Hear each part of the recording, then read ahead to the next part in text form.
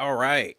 Thank you guys so much for tuning in. And if you're watching on the replay, I think this is going to be super valuable for anybody that is either in a small business that feels trapped or, they've flirted with the idea of starting a small business and some things have kept them from either going all the way in or they see people that have small businesses and it feels like you're doing more work than I do at my 9 to 5 and I make more than you without all the stress and worry.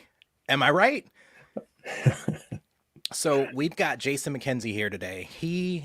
We did a podcast episode that I have just not had the time to edit yet, but it is so powerful. I'm just 2 episodes away, Jason. I promise. But Jason helps small businesses. I'm trying to remember the name of your brand right now. It's It's not Grazora, Grazora. okay. That was new. I was thinking Boise Web, but that was where you started. Yeah, That's what we talked about on the podcast. So Grazora, it just sounds like something that should be like, you know, like I'm a grizzly that can do things like Sora, Grizora. absolutely. So you clicked on this video because you wanted to know how to get out of this trap that small business owners are stuck in where they bought themselves a really expensive job that takes all of their time. And Jason here is going to walk us through exactly what you can do and how he can help you to get over this. So, Jason, what is the first thing that comes to mind? Like, what was in your heart when you said, "Hey, we should probably go live about this"? Well, it's been a bit of a journey to get me there. The first thing was I used to be that guy.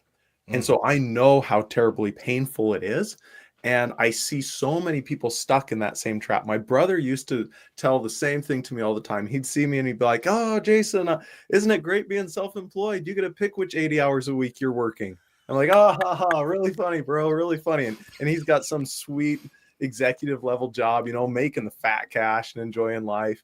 mm, And it was true. I was so tied to my job, I'm not alone. Literally millions of small business owners are feeling that same pain. They're tied to their job. If they're at a desk, they're tied to the desk all day and all night. If they're mm, working out jobs doing maybe handyman or construction or any of those kinds of work, you're in your vehicle half the day and the rest of the time you're on the job site. And then at night when you're supposed to be sleeping, you're worrying about, how am I going to pay all the bills? Why is there not enough money in the bank? Why is it not going well? Why am I sending invoices at 2 a.m.? I was literally in a meeting just earlier today, and a guy was talking, and he apologized to someone else in the meeting and said, "I am sorry. I sent an invoice at 11 p.m. last night. That's not okay for you to get that text message, but I didn't know when else I could do it." And I was like, mm. "Oh, that poor guy. He is living in that hamster wheel where if he's not running Yeah. all the time, that wheel's just going to trip him and he's going to spin out of control and crash." And so my hope, my goal, Mm. my dream is to help 1 million small business owners make the shift so that they're not the guy that's working 80 hours a week. They're not tied to their desk all the time. They're not stuck having to work. They have that freedom that they were hoping for when they started. Man, that is such a beautiful vision and why to drive you. I was just reading Simon Sinek's Start With Why and the story about Walmart, where Walmart used to be for the community, used to be for the people. They had a purpose. And then Sam Walton passed away, and now they've got dozens of class action lawsuits. And, the thing they're known for is not treating their employees or their people well. They Yeah. lost their why, but you start with this why that drives you to help 1 million. I don't think we can grasp really what a million is, right? We throw these millions around like it's just like $2. And I want to like bring context to this for a minute. The AT&T Stadium here in Arlington, Texas can hold 80,000 people at its max capacity. You can fill the stadium 10 times over, probably 12. No, 10 and a half times over ish, 10 and a quarter. I'm not mathing with the people you want to help. And that's just business owners. That's not the impact that they have. So tell Right. me, how do you plan on doing this? Like, now that you know why you're doing what you're doing, Hmm. how is this going to be like? What is it? How are you doing this? Yeah, yeah, great question. So what I discovered was so many business owners have a few things in common when they're Mm, stuck in this position. And going back to that million, I I used to say 100,000, but then mm, I was looking at the actual numbers and I thought 100,000 would be a huge impact. And I thought, you know what? I'm going to reach that number faster than I thought because looking at the numbers, just mm, if we're only talking about America, mm. there's estimates between 20 some million to 35 some million small business owners in America at any given Yep. time. The Yep. other crazy thing is that is constantly churning. And the reason it's churning, one of the big reasons it's churning is this guy starts up his business. He's all excited. Yeah, I'm going to do this. I can quit my job. I can help people. I can do a better job than I was when I was an employee. And they get all gung ho, and then they start getting hit by the reality. It's like, I'm not just swinging a hammer every day. I'm swinging a hammer. I have to interface with customers. I have to figure out how to promote myself. I have to figure out how to bill. All these headaches that they weren't expecting when they were looking over here and they're like, oh, the grass is greener over there. I'm jumping fields. They land and they're like, oh man, it was all thistle. and, For and real. and so many of these small business owners have these few key things, but it churns every year, and people jump out because they didn't realize they're landing in a bed of thistle and it wasn't all green like they thought it was.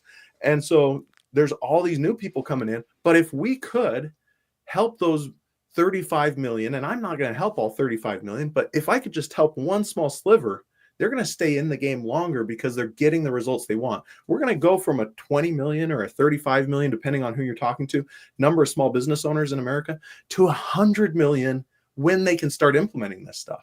So the impact, my goal is to Mm, have a real impact, not for me, but because I was experiencing that, it wasn't fair to myself. It wasn't fair to my family. It wasn't fair to my friends. It wasn't fair to the world at large mm, for me to be stuck in that position. And when I can give that gift to other people, it's going to have this ripple effect that's going to go out there. So the mm. way that people do that, rolling back to that initial question, is there's a few things they're stuck on. One of the things they're stuck on is a lot of them don't they get so baked into the daily routine of what they're doing that it just beats their vision back out of them. And Oh they're my like, "Oh gosh, man, yes. all I have to do is just wake up." A buddy of mine was talking to a small business owner, and the guy used to be, he was stuck in life, and he was like, "Oh, I have 20 some years till I can retire." That was his dream. I'm 20 years, some years away. He had it counted, I think, to the days because he was so trapped in his life. And small Mm, business owners are like that. They get so wrapped up, so stuck, so trapped that they can't escape. So that's one of the things we do is we help them reignite. Why? What is it? What difference does it make? Do you yeah. really want to go through this journey? And that's just one piece. Another piece that we do is we help bring them together so that they're part of a more of a community and they have some camaraderie, because people are going to naturally gravitate towards people that are like them. That's one interesting thing. I heard a cool saying the other day. People go to a bar to get drunk. And so even if you don't intend to get drunk, when you go there, you're around all these drunks, you're going to get drunk. It's what you do. People who go to a barber shop get their Get hair a cut, haircut. Yep. right? People who go to the gym get fit. It doesn't feel comfortable for you to sit in the gym as a very unhealthy person when you're around all these healthy people. So you start Mm, naturally making these changes. So we're yeah. bringing together all these people who have struggled to find that freedom and let them start lifting each other because all of Mm, them have this collective same goal. And so there's this community aspect. And then we're going to provide these training and these tools that help people move more quickly, both from a mindset perspective, but also physical implementation to be able to make that transition from stuck to freedom. so you got community, mindset, Tools. action, Yeah. action in Yep. community with the like I have this discussion with a friend of mine all the time about beliefs. Mm, And we both reframe beliefs, but we both see it differently. And there is there is truth to what we're both saying, but a belief is the foundation of the house. And what people are living with are these beliefs that they've taken from their corporate life, from their blue collar job, their white collar, whatever, wherever they got it from, or even a trauma wound from like 6 or 9 years old, right? And they're living this loop and they don't realize what they believe because it's so far in their subconscious and they don't feel safe. And I think the bigger problem we have is not that people don't know what to do or they're stuck or they built this thing for them. I think it's that they don't even know that it's safe to be where they are and do what they need to do. Like they don't have to fight. They don't have to sabotage. I'm talking to myself too, man. I spent this year sabotaging myself, knowing what to do and then completely shutting down and blocking people out, knowing that, you know, you need community. You need people to, and I know I'm not the only one that's done this. I know it. So on the beliefs, sometimes I learned in 12-step recovery that sometimes you have to act your way into right thinking. And I know better. Like it's just baby steps. I don't have to eat the whole elephant. I don't have to leap the Grand Canyon. I just have to take the next step. And if I don't know what the next right thing is to do, I just do the next thing right. Right? I love what you're doing because I need this, right? I had to, I had to, I'm blessed with the opportunity to start a job next Monday. And, you know, a lot of people have been struggling, looking for jobs that have never started a business, never even thought of it, that I know I can help, but they don't have the money for me to help them. And I'm like, how do I help them? And it's, I think I'm speaking to everyone that's watching this, that has an overthinking mind, that has that analysis paralysis, that needs the preparation, that needs everything to be just right before they move. I'm a momentum catalyst. I can get you moving, but don't you ask me to move. There's so much that you can do that it boils down to what do you do? And so I'm going to ask you, selfishly, but also for the people that feel like me in the audience, what's the first step, man? That is an amazing question. And there's the short answer is probably not the best one because we could attack this 100 different ways and it'll impact people differently as they hear it their way. But for a lot of people, they either feel like I want to go over here, but they feel trapped.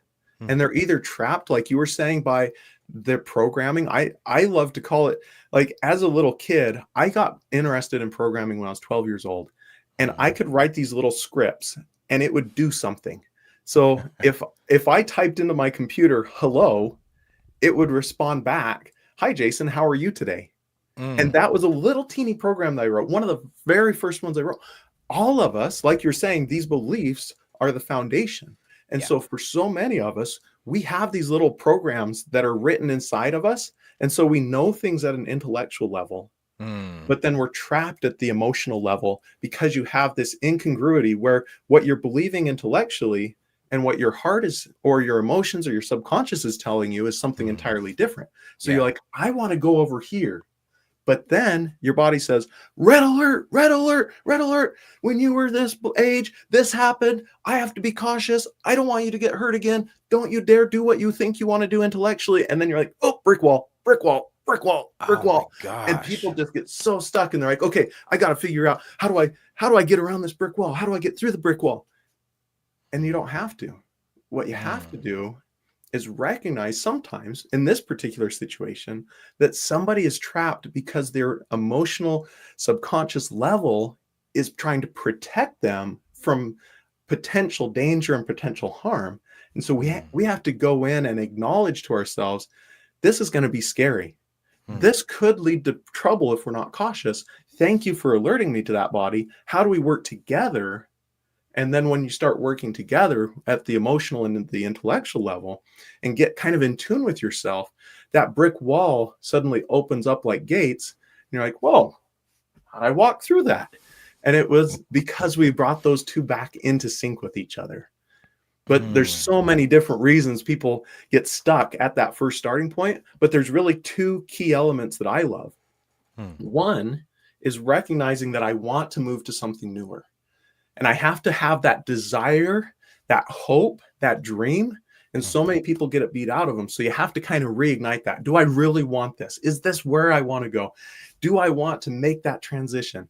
Once you've acknowledged that you want it, Mm. then it's a matter of saying and starting to believe that it's possible. I don't know how I'm going to get there, but I believe it's possible.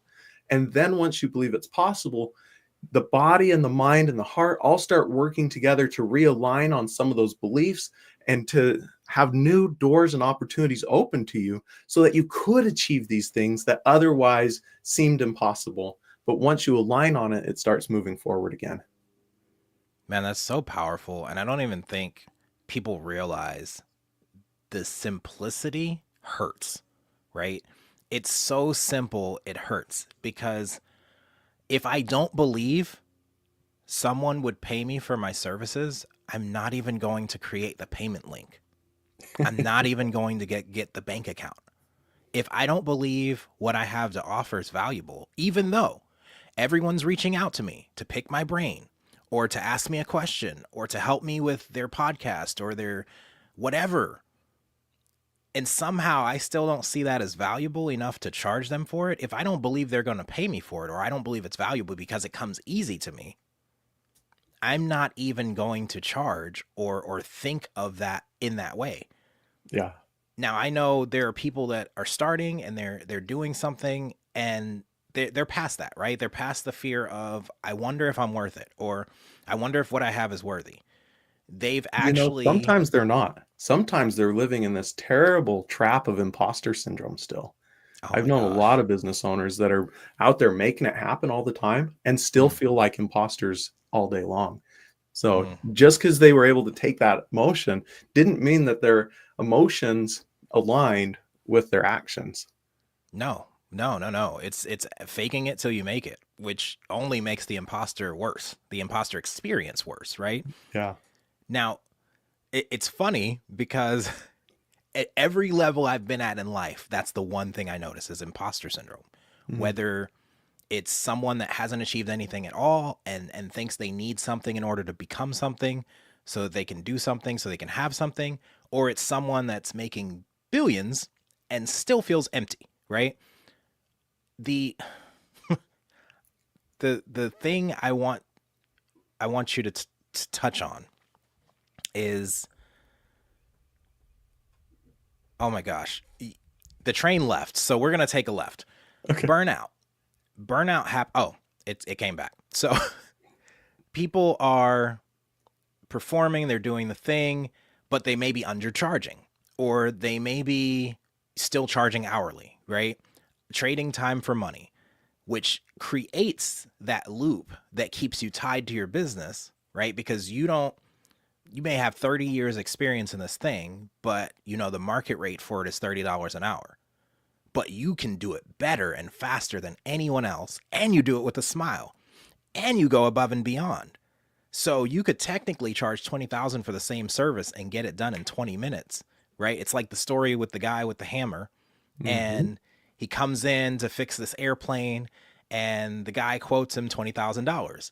He comes in, he analyzes, he bangs in one place with the hammer and he goes, that'll be $20,000. He's like, it didn't even take you 5 minutes. Well, it's not the time, it's the 30 years of knowledge that I had to know where to bang that hammer. And can we speak to the person that's living burnt out in their business, undercharging or undervaluing themselves, and how to break free from that? Oh, for sure. Yeah, because that's one of the areas that people get hung up on is they'll think that, oh, I've got to scale big. Mhm. I've got to blow this thing up. Then all my problems go away. Do you know how many lawsuits rich people have? Like, the target bit gets bigger. You get Yeah. more money, you get a bigger bank account, you get more notoriety. People, oh man, they've accomplished something. They look at this guy. He's got, oh, he offended me. I'm going to sue him. And Yep. and so it's not the fact that I need to charge necessarily more to be more successful, but that can happen. And you can still charge, we'll say $30 an hour and have a successful business. The trick is you can't do it yourself. Ah, So if you're going to have a team, you could easily figure out, okay, if I'm going to charge $30 an hour, that means I'm not hiring people in the United States. That means I am hiring international workers. If I'm going to hire international workers, how do I do that? What's that transition? How do I take one teeny baby step and offload one small item to somebody? How do I make that happen so that it moves successfully? Because you honestly could have a successful business charging $30 an hour, and you could have people doing the work, but you keyed in on something critical right there when you were talking about that airplane. It's that value that you're bringing. hmm. So if you're charging $30 an hour, that's great. If that's part of the value that the customer perceives, when they walk in to do business with a business, that business needs to know my ideal customers come to me because I do A, B, C, and D. If I do A, B, and C, and D every single time and I do it with excellence, my ideal customers are going to flock to me because we can put out the message. People can grasp it, they can understand it, they can start to rely on us always delivering A, B, C, D. And then you teach that to your team. You have your people, whoever you're having, do some of the work with you, and you slowly scale that up. When you Hmm. do it that way, you may realize, you know what? I only need a business that does $500,000 a year gross, and I get the lifestyle I want. Or Hmm. someone may say, no, my number's $10 million a year gross. That's the lifestyle I want. But everyone has a different point that they're going to reach to get the lifestyle they want. And that's what we're talking about. We're talking about your individual vision, your individual dream, your individual hope. You're going to map that out for yourself. And there probably is a way that you can do things very similar to the way you are doing now, but start making these small adjustments that'll unlocks the freedom instead of becoming that cage that holds you trapped. Mm.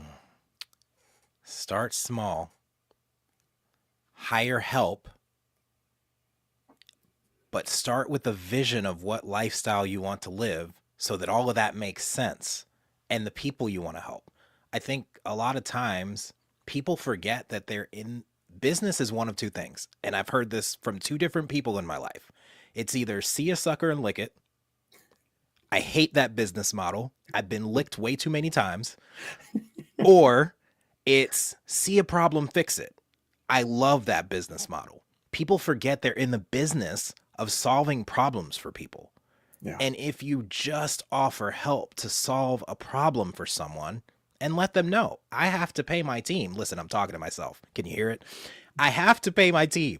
So you don't go to McDonald's and say, can I get a Grinch meal or Happy Meal or whatever? Adult Happy Meals. We had them last night. It was great. You don't go to McDonald's and say, I love what you're doing here, but can you just give me this for free? Right? If you did that, McDonald's wouldn't be what McDonald's is. Right.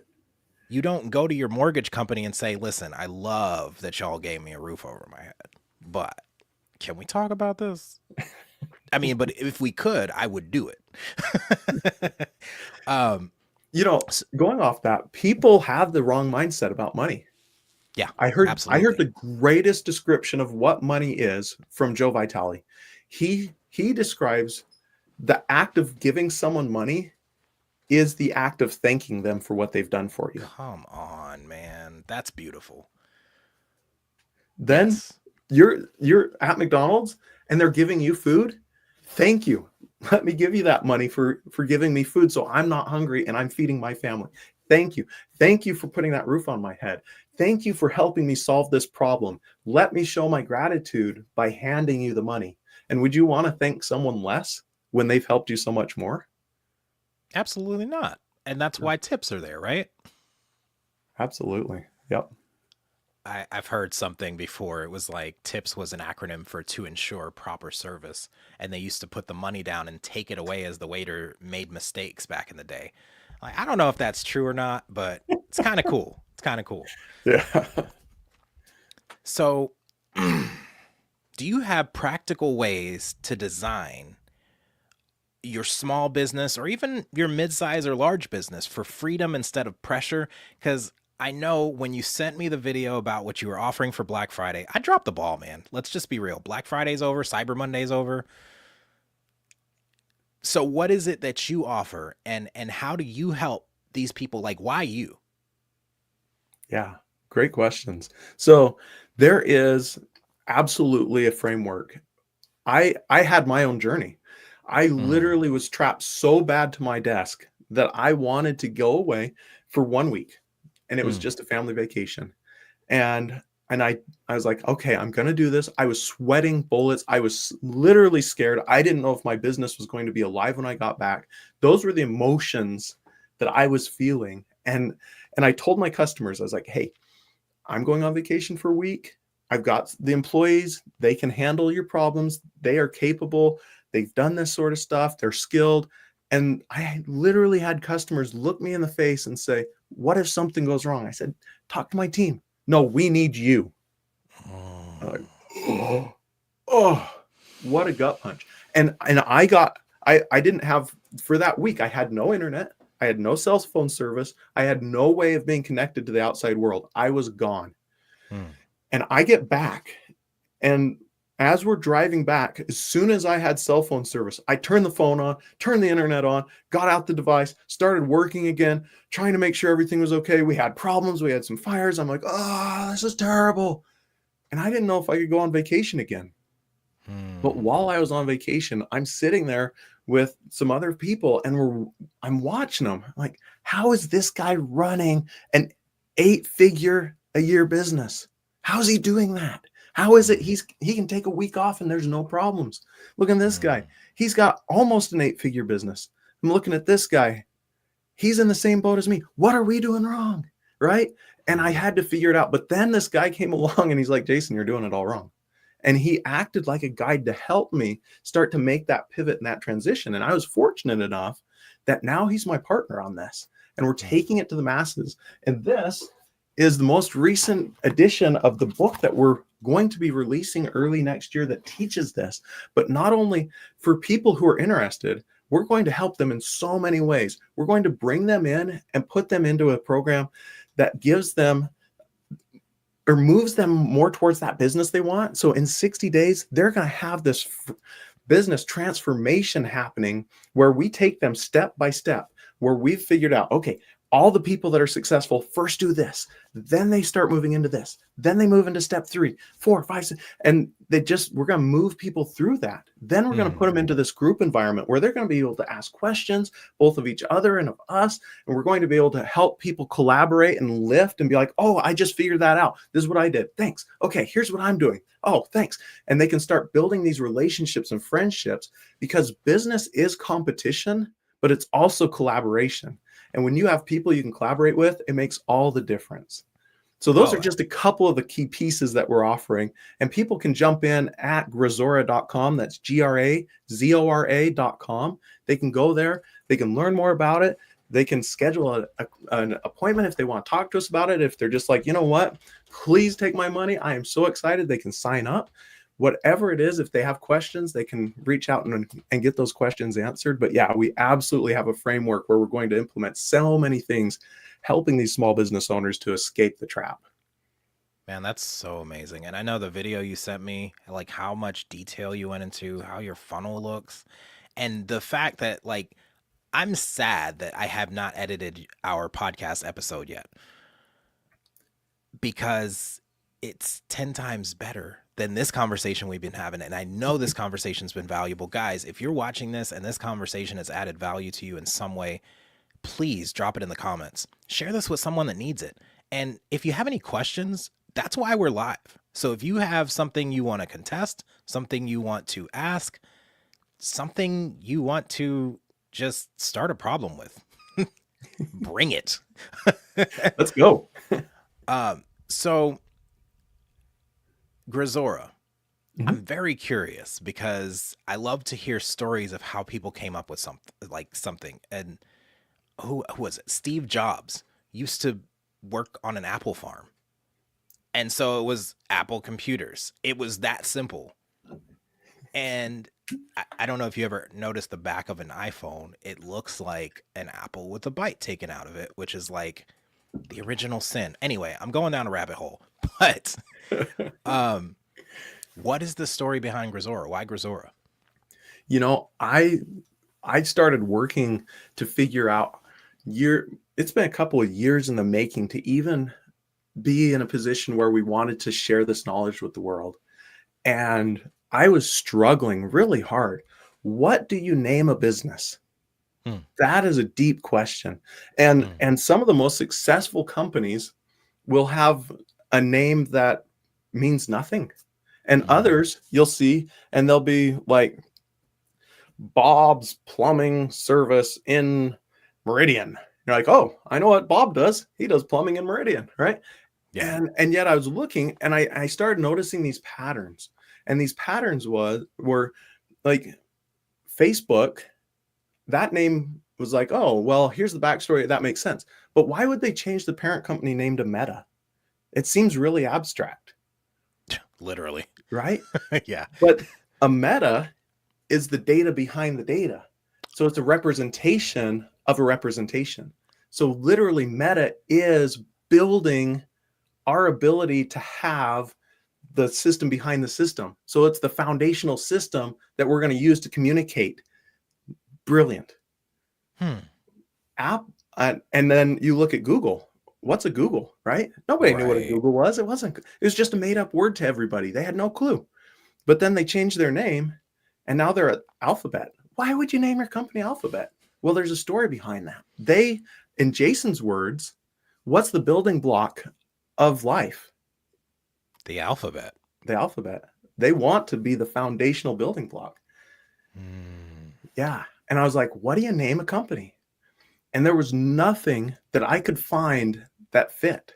And so I started looking at the way that we speak and what words and what sounds and what emotions and what ties in and what do the different, and I realized I wanted something that had no emotional connection. I wanted something that was unusual to the world. I wanted something that was going to stand out and shine in all circumstances in a way that people could hear it and it would almost put an itch in their brain that they have to scratch that itch. I wanted something that would not be bland. And so Hmm. it took literally months, and I have an entire poster board dedicated to all the thoughts and the trial and error and is this and is that. And I didn't want anything that had been used in the world. And it Hmm. took me literally pairing letters together to come up with Grisora. And Grisora is a movement, and it's this Hmm. belief, and it has raw power behind it, the same way that entrepreneurs have. Small business owners, when they're going out and they're starting something, they have this feel to them. They feel like a superhero. They have the energy of a grizzly bear. They have the strength and the power, and they're pushing this rock up the mountain by themselves. And it's this, and Grisora captures to a small degree some of that raw energy and that emotion and that Hmm. strength that these business owners have to have. And it gives it back to them in a word. I just saw He-Man. Grazora! I love it. Ah! No, that's so I was right to feel that when I heard the name, I felt it. And that's you've not told me this, right? No, Before this. nope, You didn't say it in the video you sent me. nope. I felt that when you said Grazora. I was like, ugh. This just feels like something I want to say before I do something. Like Grazora. Like so that's really cool, man. And I'm sure that someone got some value out of that because so many people get stuck on the name. Like, what do I name it? Yeah. Much less, what do I do? Who do I do it for? Who is it not for? A lot of people don't think about who it's not for. So I'm going to ask you that straight up. Like, who is this not for? Who should not reach out to you? Well, I would say don't pay me money if you haven't started a business. Just don't. It's going to be a waste of your energy, a waste of your time. You need to take those first steps of saying, what can I offer? What can I do? Who can I help? And you need to experiment and start discovering that for yourself. If you don't have a business already, I would love to help you, but this is not the right product to help you. It will waste your time and your money. This is designed for the people who have got something going. They've been moving. They've taken action. They've taken and done things in the past. They have an idea that is working to some degree, but now they've become trapped by what they've created. If you're not feeling trapped by what you've created, this isn't for you. If you are feeling trapped by what you created and you visualize yourself stuck at the desk, stuck in the truck, stuck on the job site, stuck, if that word represents your life right now, there's a good chance that we're a fit. Mm. Stuck. Stuck. Feels like Mufasa. Stuck. Ooh. Don't say it again. So I'm sorry, man. So if you've not built a business, if you don't have some money coming in, I wish somebody would have told me that before I invested so much in coaches. Because and it's nothing to the coaches I've invested in, the amount of money I've spent in it. I've learned a great deal of amazing things, but I'm ADHD to the core, and I don't like to claim it as a crutch. I don't even believe it's a disorder, a deficiency, and hyperactivity. No, I just have a lot of energy. But I like to see it as extra creative ability. And what happens with me, and I believe I'm speaking to every entrepreneur out there, is that it's really hard to follow through and finish one thing when your idea factory is like a Ferrari engine, but your executive functioning board of representatives in your frontal lobe is like Ford Focus brakes. So I am constantly thinking of new things to do. And I'm not the only one. I can't be the only one that constantly has ideas, but also has this fear that even though people say they love me, even though people say they'll help me, even though people are putting themselves out there saying, what do you need? If I was to tell them this vision I have over here and get a bunch of people together and say, we're going to make this happen. We're going back to beliefs. If I don't believe that they'll say yes or they'll really help me, I'm not even going to tell them about the vision and bring the people together to make it happen. I'm not going to tell people about what I'm building because I don't believe the people will actually help me. And I know I'm not the only one. There's a reason why people get stuck in their business. It's because they don't believe that other people will work for them like people work for Walmart. People hate Walmart. Shopping there, buying there, working there, hate it. Yet guess what? People get jobs at Walmart every day. They show up every day. They go through it every day. We've all stumbled into a Walmart, except for probably Myron. We've all some people, into a Walmart at some point because we needed something. And they just have everything there, and it's low prices. But can we speak to that? Like, what is your thought on that?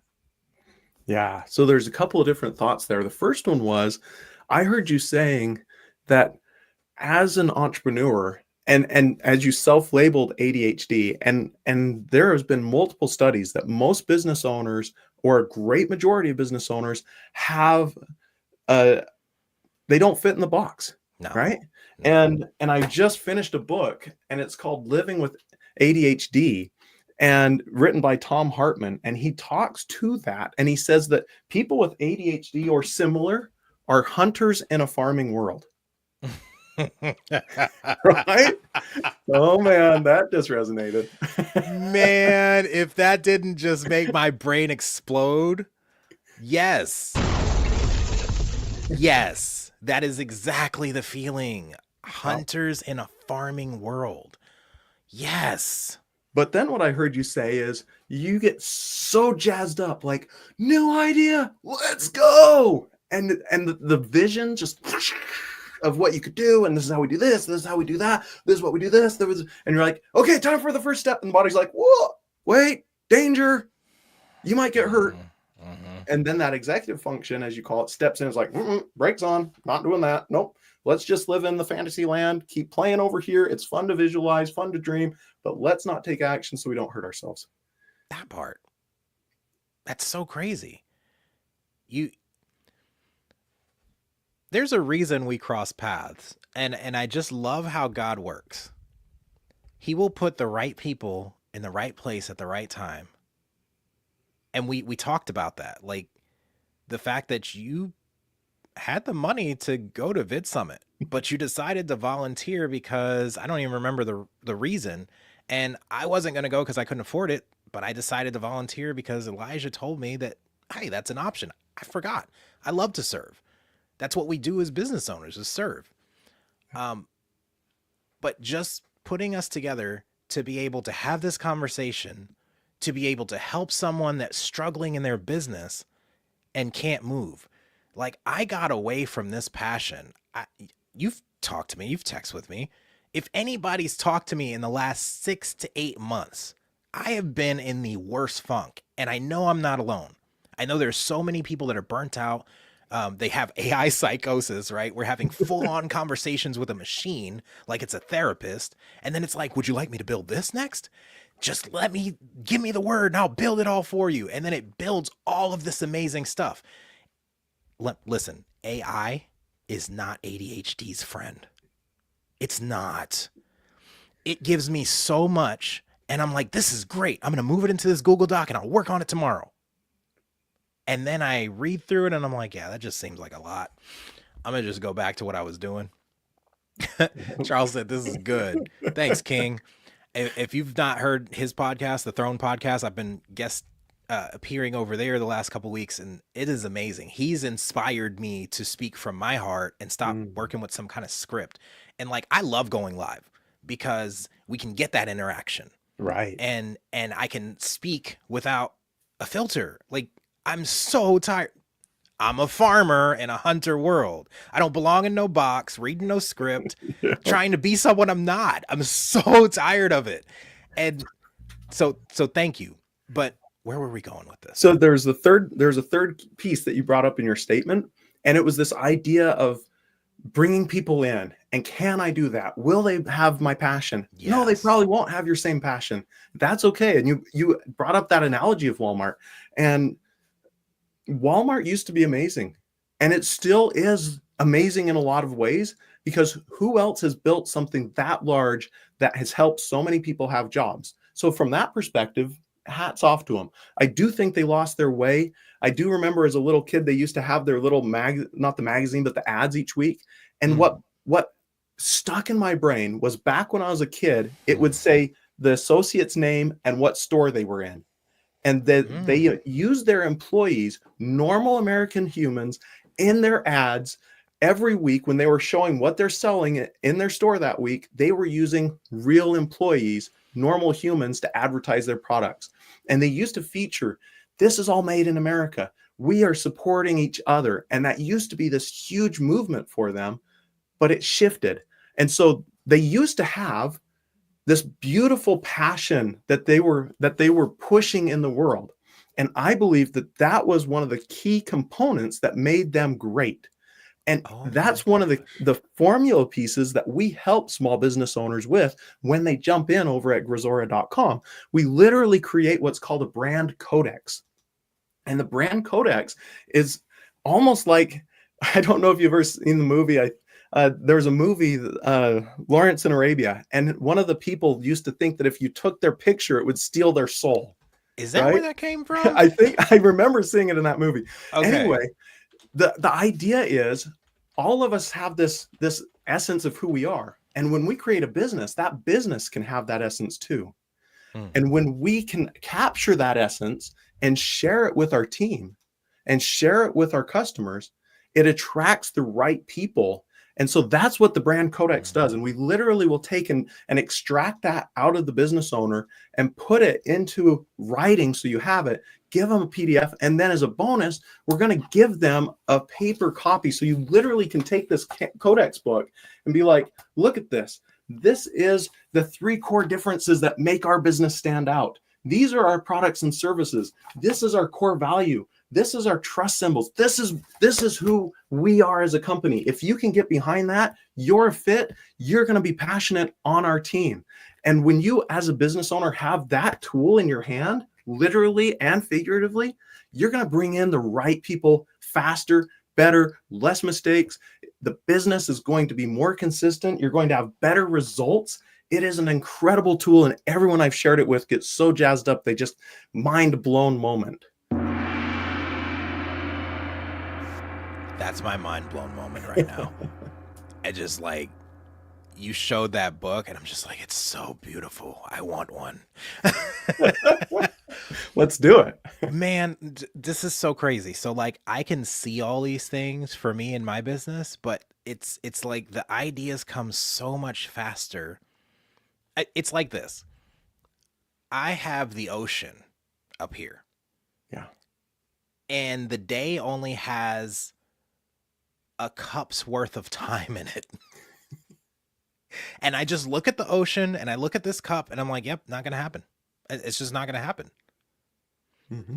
And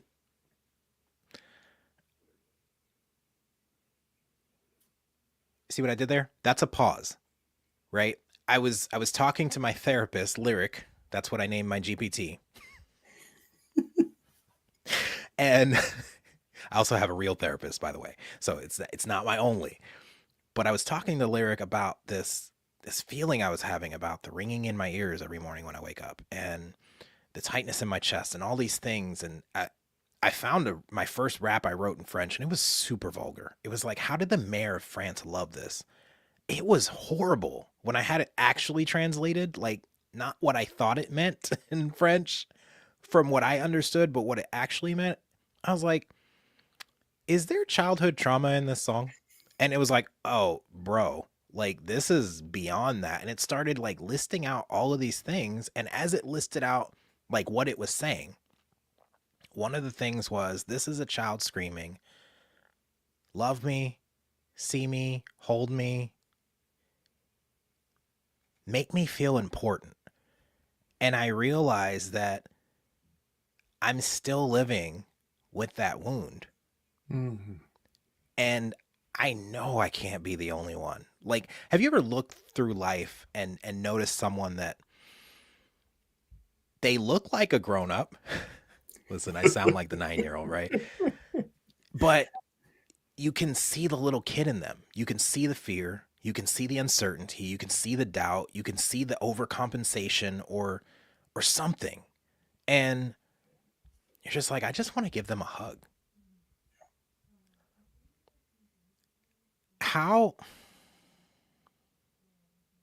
we're almost out of time. I want to keep this in an hour for people's times. Thank you for tuning in on your lunch break, or if you're listening to this on the side while you're at work, or if you're a business owner and you're like, this is good. If you have a question, please drop it in the chat. Again, small business owners, if you feel stuck, this is for you. Like, we're here for you. All one of you watching right now.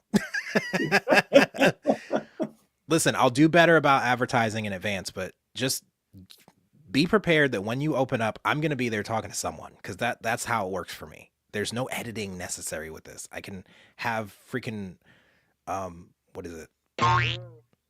Sound effects right here. I can change my background if I want. It's cool.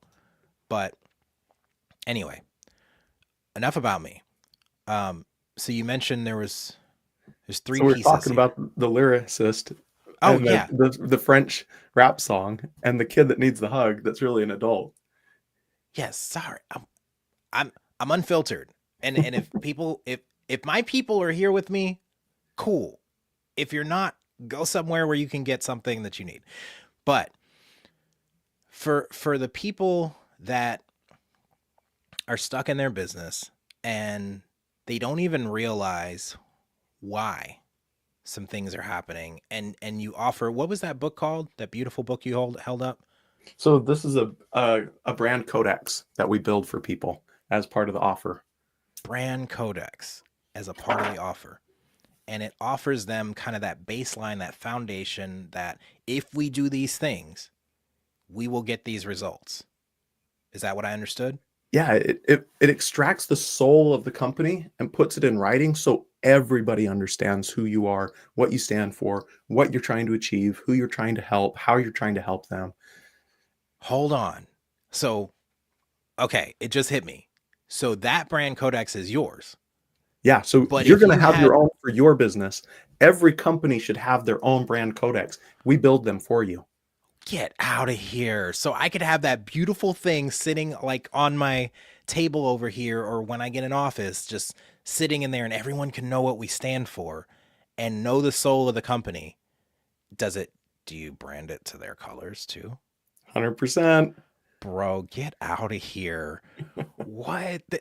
Listen, I know at least 5 people that can use this right now. And they're not watching yet. But if you're on the replay, you know who I'm thinking about. You need to reach out because this is amazing. I am so grateful for this time with you today. To the small business owner right now that's watching this, that feels like even though you could help them and they probably don't have the budget, or they don't have the time because they're so stuck in their business, like, what would you tell them to do?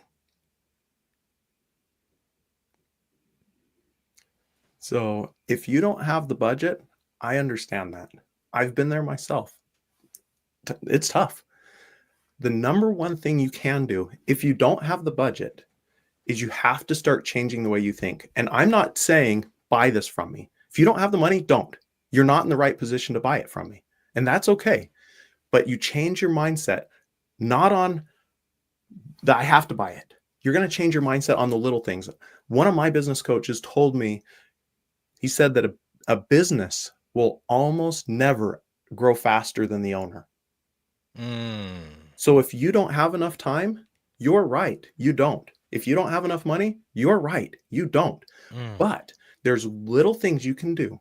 And I created an entire podcast, and I podcast every day, Monday through Friday, 5 days a week. I think we're up almost to episode 300 on this podcast, where every day I'm either interviewing a business owner, letting them tell their struggles, their story, their experiences, or I'm giving you a small nugget so that your brain starts to think teeny percent different. We're not even talking 1%. If all you do is shift by 0.5% today, and 0.5% tomorrow, and 0.5% the day after, because you take just 5 minutes and you listen and you say, what's Jason trying to share here? It gives you the opportunity to start making these little adjustments so that you can compound, and you take all these teeny little, what about Bob baby steps through the office and down the hall, right? And suddenly you're like, wait a second, I made some changes. Now I do have a teeny bit more time. I can now manage my time better. I can manage the tasks I'm supposed to do. I know how to, at a higher level, delegate just a few things, and it broke me free from all that. Now I have 10% more time. I figured out how to be a little more efficient with my money. I now have a slightly higher profit margin. I now have the confidence to charge 10% more. I made all these little adjustments. Now my business is that much better. Jason, let's do it. And then you're ready. Did you say you podcast daily? Monday through Friday. I'm sorry. I just felt like I had some competition, and some part of me said, I can't do that. I didn't believe I could do that. It's not right for you right now.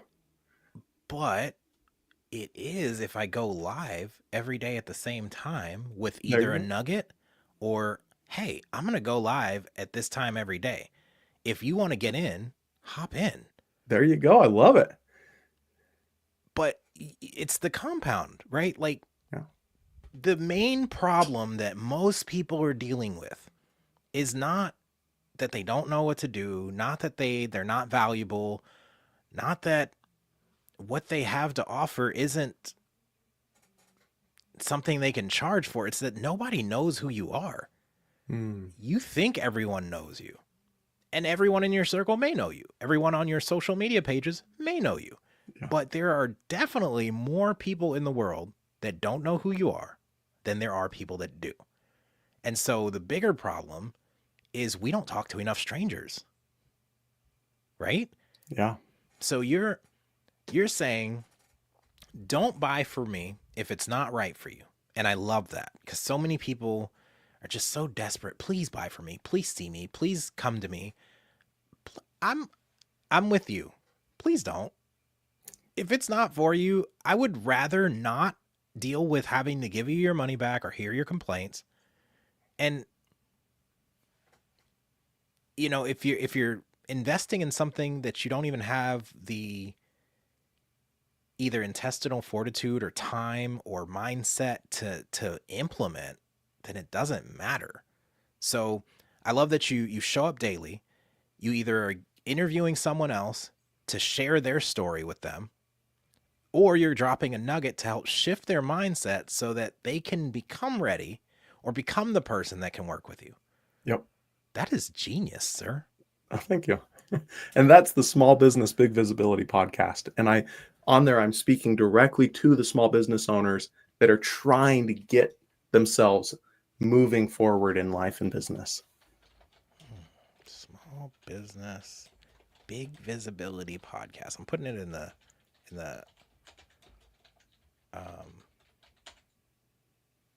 comments.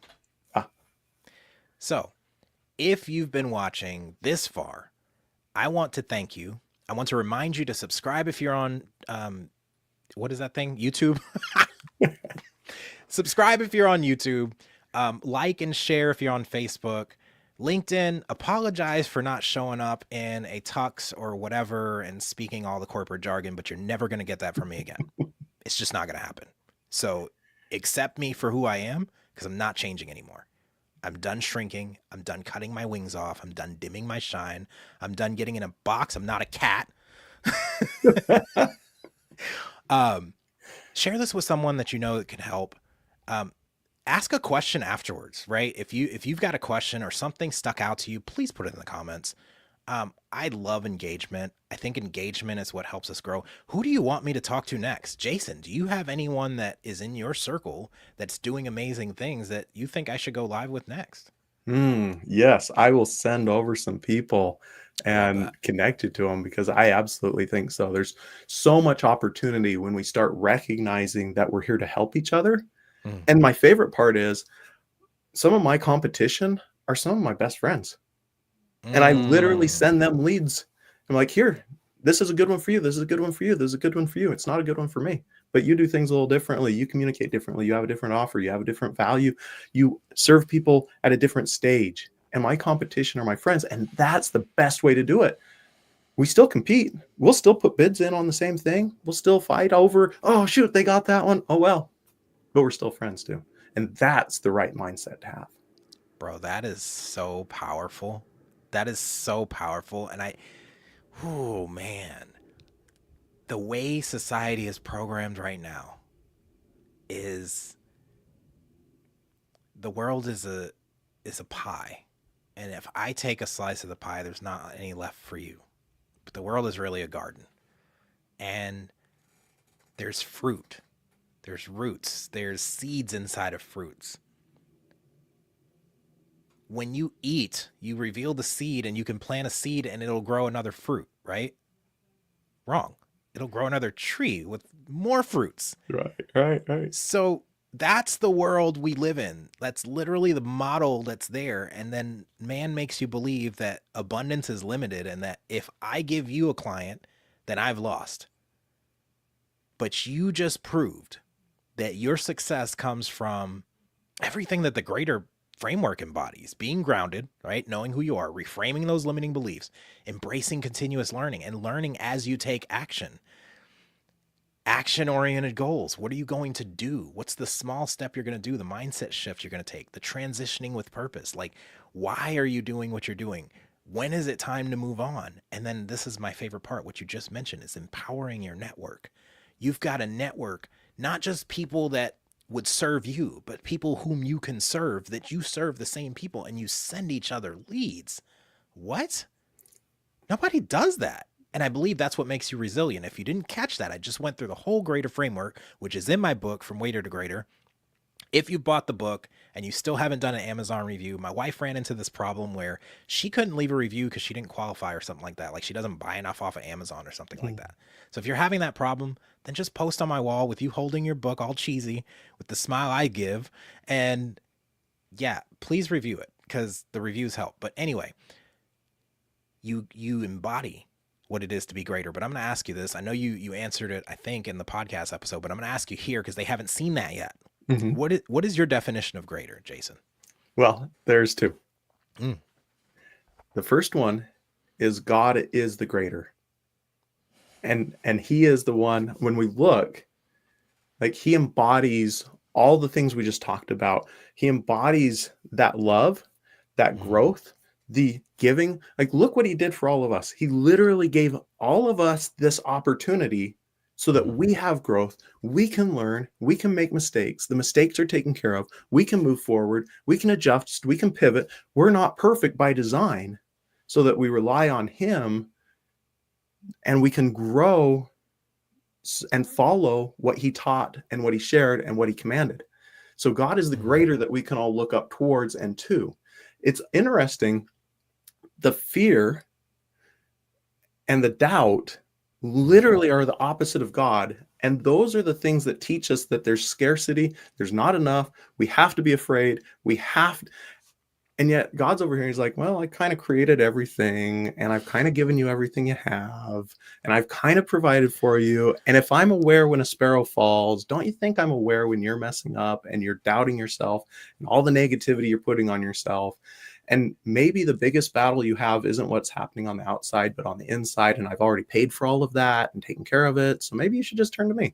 Like, that's a very Jasonized version of it, but looking to God, that he's the first grader. And then the second grader Mm. is our own potential. We don't know how long we're going to live. We don't know what we could achieve. We don't know what's available to us. We don't have any way of knowing our future, which is Mhm. amazing.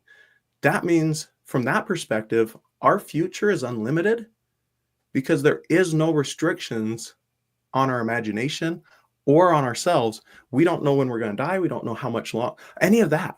So our opportunity is greater and our future self is greater if we chase that direction. Hold on. I've got a sound for that. That's my mind right now, because everyone has a different definition for greater and none of them are wrong.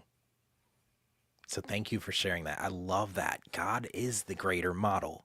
And then the fact that there's unlimited potential as long as you believe and take action and rely on that original greater, the model of what it is to be greater, to serve, to love, all of those things that are in Philippians 4, right? Yep. Yep. Focus on those things that are pure, that are of good rapport, that are lovely. And don't do these things over here. It, basic instructions before leaving Earth, but no, not everybody, not everybody believes it. I mean, I guess I've been at places in my life where I've struggled with my faith, and at some point, God to me meant good orderly direction, and that was good enough because Hmm. it still meant the same thing. I'm just doing the next right thing for the next right reason, and when I don't know what that is, I just got to do the next thing right. Jason, thank you so much for coming on. Do you have any last words for our people before we end this? I would, if I could share one thing, it would be, if you're one of those people who are stuck, maybe not even a small business, but if you're just feeling stuck, ask yourself, what is it that makes me feel stuck? Hmm. Listen to those feelings, listen to what you see, listen to what you hear yourself telling yourself, Hmm. and then start thanking your body for protecting you and explaining to your body, let's move on together. And then take one baby step in that new direction. So lock in with what you're feeling, name it, become aware, believe that something can change, and then change it. Yep. It's easy as ABC. There you go. Awareness, belief, change. Oh, and let's add a second C, consistency. Oh, yeah. But that could be D. Just do it. Thanks for tuning in, man. Guys, remember to be bold and courageous. Like, that means dropping a comment too. That's bold and courageous. Believe it or not, a lot of people think about and then they overthink about. So if something touched you here, if you know someone that's like, man, this sounds like something my friend so and so can use. If you know someone that you want me to interview live, because this is fun,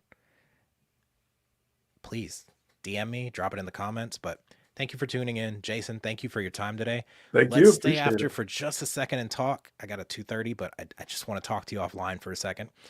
because that's where the other nuggets and gems are that you don't get to have unless you come into the Greater University, because I'll be sharing those in there. Greater University is still $9 a month, $67 a year. I drop a Greater Today meditation every day in there. Sometimes I'm late, but hey, at least it gets up there. But it's a meditation that, you know, if you are struggling with where your mind needs to go and what you need to focus on, and you need some kind of spiritual grounding, it ties the Bible into what I learned in 12-step programs with those principles, because that's where they came from anyway. And it gives you a meditation of what to focus on for that day, because you can't eat an elephant in one bite. And there's also the Greater University where the calls, we're working out whether it's going to be monthly, bi-weekly. So I'll get it figured out by the end of this week. But thank you, Jason. Thank you. Guys, share this with someone that needs it. Reach out, Grisora.com. Jump in at Grisora.com. Listen to the Small Business Big Visibility podcast. You see it up here, the Greater Journey podcast. I didn't take the badging off, but this has been a podcast, and I'm going to edit those videos, the previous podcasts that I've recorded. I'm going to put the little cool intros on them, and then I'm going to post them, and I'm never doing anything pre-recorded again. It is all going to be live until I have a team that can do it for me, so that I don't get trapped in my small business and I can take a vacation if I want to. Because my wife, we were in Florida, and she said, can we just make this my life? And I'm starting to feel that in my soul. Like, I want to be at the beach whenever I want to be. And she deserves that. She's worked hard. She's raised her 3 kids on her own. Now we're a blended family. Like, if you don't do it for anyone else, do it for the people you love. But as Jason said, become aware of why you're stuck. Believe that something can change. Change it. And do it consistently.